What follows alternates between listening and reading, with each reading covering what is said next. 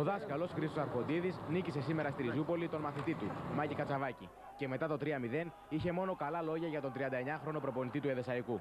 Το Μάκη τον Κατσαβάκη τον έχω από μικρό παιδί, από 15 χρονών τον είχα πάρει στην ειδική ομάδα όταν ήμουν εγώ προπονητής στην ειδική ομάδα του Πασχαλαϊκού, όταν ήρθα απ' έξω από το εξωτερικό εγώ.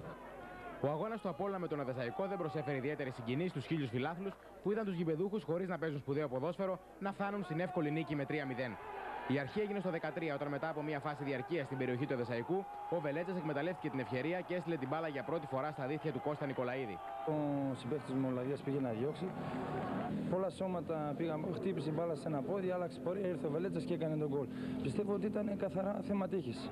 Η αντίδραση του Εδεσσαϊκού ήρθε ένα λεπτό αργότερα όταν μετά από διαδοχικά λάθη των Κολιτσιτάκη και Χαμουζά ο Τσολερίδης δεν κατάφερε να πετύχει την ισοφάριση.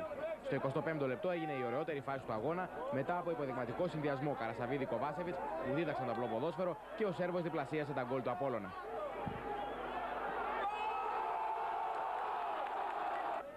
Μετά το 2-0 ο Εδεσσαϊκός δεν κατάφερε να εκμεταλλευτεί τις ευκαιρίες που δημιούργησε για να ξαναμπεί στον αγώνα.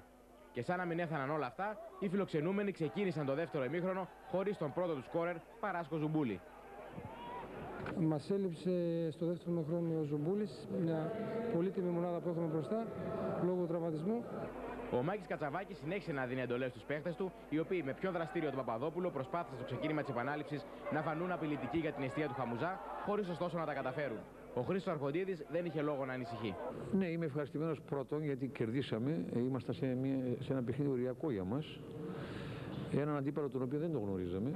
Και ενώ όλα έδειχναν ότι το τελικό σκορ θα ήταν το 2-0, 11 λεπτά πριν από τη λήξη του αγώνα μετά από σέντρα του Κάτσεμπαχ, ο Άρης Καρασαβίδης σε επίκαιρη θέση έκανε το 3-0 για τον Απόλλωνα. Άλλες φορές παίζαμε πολύ καλό ποδόσφαιρο και δεν πήραμε αποτέλεσμα. Βέβαια θα ήταν ευχής έργο να παίζουμε και καλό ποδόσφαιρο και αποτέλεσμα. Πιστεύω στο δεύτερο γύρο να γίνει. Ο Εδεσσαϊκός επιβεβαίωσε ακόμα μια φορά τις αμυντικές του αδυναμίες. Σε 14 αγώνες στην πρώτη εθνική έχει δεχτεί 35 γκολ.